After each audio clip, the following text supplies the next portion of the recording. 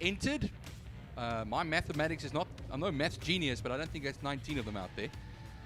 So I might be under... we'll have a look. There's 2, 5, 8, 10, 12, 13, 14 that I can see. Where were you when I was at school, Francois? You could have helped me so much with maths. Oh, I was in the military. I finished. But there's that number 19. Now, this is the thing I wanted to actually ask at the last short circuit. Is it Bulterman? Balterman. There we go. Yes. There we go. Number 90, fourth on the grid. But now, Francois, looks like we're ready to go. Indeed we are. Full Herald is just telling the riders, you okay? Have a 5-second popsicle. Lights on, off, and away we go. Oh, Jason Balterman gets a cracker of a start as he goes down there. I think it could possibly be Shannon Thompson or someone that gets it down into turn number 1 as they roll around into holes. Everybody negotiating turn number 1 in a very gingerly fashion, but now they crack on the pace up towards Quarry Corner, trying to pick up the bike that's in P1. Not quite picking it up. I think it would be Wayne Gress. It's Wayne Gress. He's ahead of Jason Balterman now. Oh, and Balterman gets the front twisting and the back end steps out. It just puts it down, and he's lying in a bit of a precarious position. I hope his foot is not jammed under the bike there, that he can't get up. He fell. I don't think he fell too sore, but I think his foot's jammed under the bike somehow. Yeah, the marshals will get there and help him up in turn 2. And he'll be right as rain as far as things are concerned. And he wants to get back on. No, big Jason, he's a big boy. No, he is. There he gets now on, and let's see if he can get going again. Meanwhile, going through turn 4, it's Sarel van der Merwe sweep down the straight. The 44 bike coming along there. Okay, I think I saw somebody else now, the 49 of Luwani. And then down towards turn 5, Pertamina Fastron. They will also be doing 7 laps from the original 9 they were scheduled to do. Yeah. And it looks like Balterman has got going again, which is good news.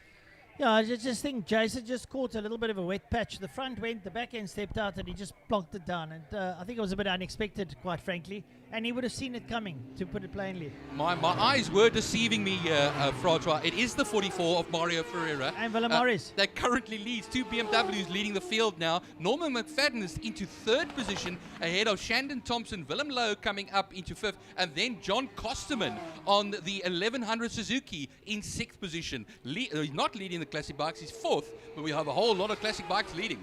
Well, I can tell you this, Mario Ferreira and Willem Morris are very used to riding those BMW R1100S. Oh, and we say that going very deep into the grasses, Mario Ferreira. Morris gets through. Ferreira grabbed a handful of the front brake and the bike just didn't turn. It went dead straight and he had to try and bring that under control. A bit of a moment, but he's back and Norman McFadden is sitting there in P3 behind them, looking on with a beady eye. Well, Francois, Monaco has the swimming pool section. We have our own swimming pool section in turn 2 now because there's a real dam on the apron over there. Well, it's not Newlands, it's Parklands. Well, there we go. It's lap 2 of 7. At 6 laps left to go, including the one they are currently on at the moment. The big surprise, 2 BMWs leading the way from a Yamaha R6. And they are going down the back straight already now towards turn 5, Pertamina Fastron. Then, of course, leading the Clubman's class will be Shandon Thompson on the Yamaha R6 ahead of Willem Lowe, who's second in class, but 2.3 seconds off the last time around on Shandon Thompson. Well, a man that frequents motorcycles on a regular basis is the man sitting in 3rd, Norman McFadden, and he's closing up on Ferreira and Morris alike. So keep an eye on McFadden. He will just be watching them as they make their way down towards turn number 1. That's Holes Hook. But those Boxer Cup motors, 1100s, are pretty wide motorcycles, so it makes for a very difficult overtake. Norman sitting on the outside there of Mario Ferreira, and Ferreira just muscles his way in front of Norman, doesn't afford him any space for overtaking as they make their way up now. Maybe Norman will use a little bit of the power of the R6 as he just squirts past and into turn number 2. Oh, and again, going very wide is Willem Morris. And Norman McFadden's up on the inside, and it looks like Norman's going to take the lead on the R6. And he's actually the quickest man on the circuit by almost 2 seconds. So Norman now starting to find his rhythm. He's driven in the wet before. He knows what it's about. He'll probably have a wet weather tie on, I would imagine. So he'll do pretty okay. Shannon Thompson still in 4 with Willem Lowe, then John Kosterman, Raymond Monk.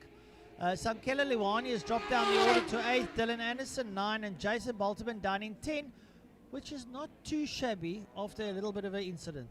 Yeah, Wayne Gresh must have had a moment on that first lap as well, France, where the number 95 crosses the line in 13th position after briefly having taken the lead at the start. So any matter of things could have happened over there. He's off of Reynard at the moment, although he's actually classified as a lap down. Jason Bultleman, he's now in 10th at the moment, having recovered there, but he is 10 seconds off of Dylan Anderson at the moment. Raymond Monk is the man who leads the breakfast run class in 7th position. He actually passed Luani on the line as they crossed the line, as Norman McFadden has now crossed the line. Oh, Norman McFadden's decided to turn the wick up ever so slightly. He's done a 1:37.085, the quickest man on the circuit. Mario Ferreira 1:38.2. William Morris on a 1:41. Shannon Thompson a 1:39. So that means he'll be closing on Morris. And Willem Lowe now in 5th place. Red flag, Francois. Red flag. There was a rider down at turn 1, behind turn 1. So they are stopping the race. There we go, behind turn 1 on the Tygerberg Straight. There's a bike that's pulled off on the side onto the concrete over there. So now we'll just have to pick up who that rider is and who that bike belongs to. I have a feeling it could be John Kosterman. I might speak under. I'm just trying to see now. We'll see them as they come to the grid. Having crossed the line, Norman McFadden crossed the line ahead of Mario Ferreira by 9/10 of a second. William Morris in the 3rd position. Shandon Thompson and Willem Lowe. Oh, and that is quite a thump that the rider did have. I must admit that's a white bike. It does look like Kosterman. It does look like him. I'm looking at the shape of that bike as well. It does look like an 1100 Suzuki. Ouch. Well, so the viewers have seen that at home. And once again, if it's John, he's getting hurt all over again. It's got to hurt. The tar's not very forgiving. Please don't let him fall again. Or usually your riders, they get up and they look at the bike and they run over to the bike, my baby. And they're more concerned about the bike. But yes. Well, John Kosterman is not a young man anymore. No, he is not. No, look at that. The back end stepped out. He must have got it onto a bit of a slippery wet patch over there on the rumble strip, on the curb there. That's John Kosterman. There we go. The Suzuki. But he got up. I'm sure he's okay. So, like you say, the bikers are made of the hard stuff, and it seems like all okay. We are 1 lap left. I think they might call the race. We'll have to wait and see.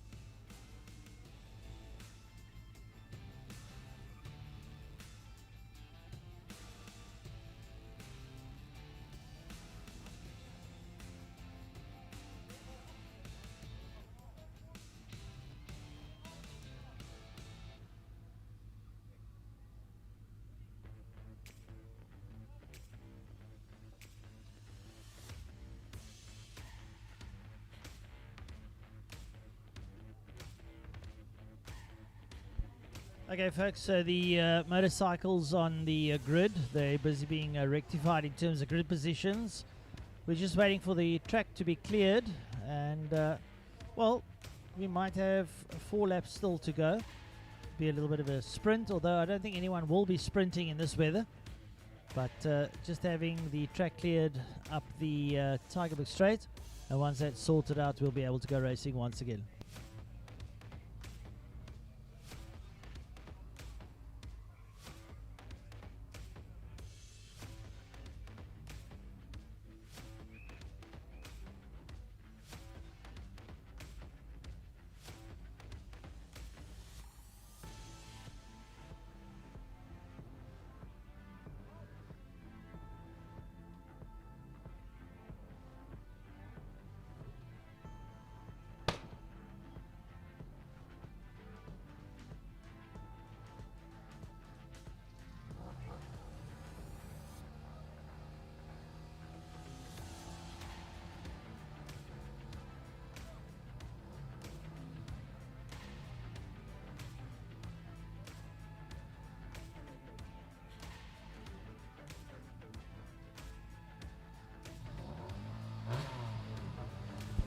Right, so folks, we're going to have 4 laps still to go in this race. So it's going to be a bit of a sprint race. Now those tyres have got a little bit of cold. They're standing on the grid proper. They're going to start the race on a bit of a cold tyre going down to turn number 1. So they might have a little bit of a different approach. Wayne Gress trying to find his place at the back of the grid, together with the rest of the field there. So they're trying to sort themselves out. Jason Bolterman's out there on the grid. He looks okay after his little bit of tumble in the weeds, as they say. But he's okay. And Matthew Reynard still out there ready to compete. So everyone getting themselves all steadied. We just want to know if the track is ready to go.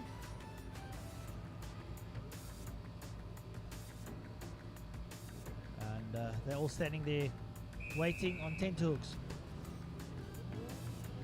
Actually, that's Derek Hendricks on that Yamaha R6, the 57. Now I was just looking at the white and red Yamaha colors, and well, we are ready to go racing again, and away we go. As William Morris gets usurped by Mario Ferreira, will charge into turn 1 now, heading the field on the BMW 1100, and then they'll just easily, gingerly make their way through there, Francois. Very nerve-wracking. Well, he's making full use of the wet weather tyres. He got a brilliant launch off the line and actually just blew off the line. He's enjoying himself. Now, William, don't forget, turn number 2. It is a little bit slippery. Keep it together. He does. He learned his lesson from the prior excursion he had. So he exits turn number 2. That's Quarry Corner. Makes his way through the King down towards Interceptor Corner. And William Morris leads out on the BMW R100S, and a very strange bike to be seen leading a race at Killarney nonetheless. Sort of takes me back to the days of the Boxer Cup, when we had the Boxer Cup here. We saw a couple of the GSs running around here, but William Morris obviously very in sync with his bike as they exit turn number 4 and make their way down the back straight. Morris up behind the screen, and man, is he giving it a good clout and pulling away there from the likes of Norman McFadden, and they make their way down towards turn number 5. So William Morris obviously having lots of fun there, Byron. Oh yes, definitely. You know what happens is going down that back straight. Did anybody tell him it's raining? Because he's really motoring it still over there, and we all know those BMWs have plenty of grunt. Not that it is a very good idea to have plenty of it here in these conditions. Here we now go to the line underneath the Wingfield Motors and City of Cape Town Bridge. Mario Ferreira, number 44. That's a good number to have in motorsport, boys. And well, we go now into turn 1 once again. Look at the gap that he has. Shandon Thompson up into 2nd position. He will lead the Clubman's class ahead there of Wayne Gress, 2nd in the classics class, and Norman McFadden finding himself in 3rd position on a trio there of Yamahas. I think something that helps Mario Ferreira is that BMW with the Boxer side pods is a very low center of gravity, so he tends to take the corners a little bit slower but more traction, and as such gets out the corners a little bit quicker, and this is what let him get away. Although we have seen the back end step out on Mario Ferreira, but I don't want to be negative towards him. Shannon Thompson doing well in 2nd. Wayne Gress, 3rd place. Nothing wrong with that. Norman McFadden and William Morris are in their little own battle, working their way now through Interceptor Corner. But Mario Ferreira definitely surprised of this race. Well, William Morris will find himself in 5th position overall, 4th in the classical scheme of things, the classic bike scheme of things. Ahead of Willem Lowe, who's 2nd in the Clubman's class on the ZX6R. And that will be also then ahead of the BMW F800. Bulteman coming up into 7th position after having that fall in the first section of this race. Luckily, back in again, and Raymond Monk still leading the breakfast run class on the Honda CBR 600. Well, Jason Bolterman going down into turn number 5, runs it deep, manages to keep it together. He's right up behind Willem Lowe and William Morris, and then who's just a little bit behind Norman McFadden, Wayne Gress and Shannon Thompson. The whole crowd coming up towards us. McFadden up over the line, then after him Shannon Thompson, then Wayne Gress, then William Morris, Willem Lowe ahead of Morris, and Jason Bolterman right there with him as they all make their way now into turn number 1. There you see on screen, they all dive there into turn number 1. Everybody trying to sort out their positions. You want your own line. You don't want to be in someone else's line, so that you know that you have your own sort of area of traction.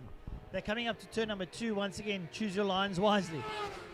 Yeah, 2 laps left to go, including the one they're currently on, a 1:36.138 from bike number 44, which is Mario Ferreira, and he finds himself 6.7 seconds ahead of Norman McFadden, who's made his way up into 2nd position overall, and as well in the classic class as well. Shandon Thompson having to make do with 3rd position for now, 2.7 seconds ahead of Wayne Gress on the Yamaha R1, and like I say, just that lap and a bit to go here as well. It's a knife's edge out there as they make their way around. 12 of them in all. Derek Hendricks on that Yamaha YZF R6, the one I like as well there, is in 12th position. Well, Mario Ferreira, Norman McFadden and Shane Thompson go through, and I can tell you something for nothing that Willem Lowe has got William Morris right up behind him as they dive down into turn number 5, Perdamina Fostron. Coming up towards us now is Mario Ferreira. He's got 1 lap to go. Then next we'll have Norman McFadden, then Shandon Thompson, and then this whole gaggle of bikes coming up towards us. And have a look, see, and I tell you something that William Morris is moving and he's up behind Willem Lowe. So they're 4 and 5 respectively. Last lap it is then. Mario Ferreira leads by 5.4 seconds over Norman McFadden. But Norman McFadden puts in a 1:36.058 as the fastest lap of the race. And, well, just a little something to write home about there. Nothing much to make a difference. Shandon Thompson still leads the Clubman's class by 6.2 seconds over Willem Lowe, who's in 4th position. William Morris, 3rd in the Classics class on his BMW 1100. And then that's ahead of Wayne Gress by 1.7 seconds. Coming across the line is Dylan Anderson, and Samkelo Liwani is very close at hand there as well. But we wait for the likes of Matthew Reynard and Derek Hendricks to do likewise now. Here comes the 24 bike of Matthew Reynard, and we wait now gingerly going underneath the Wingfield Motors and City of Cape Town Bridge. Here comes the R6 YZF Yamaha. Right, so coming out of turn number 5 is your leader, Mario Ferreira, who's been doing everything correct in this race, both in the beginning, middle, and end.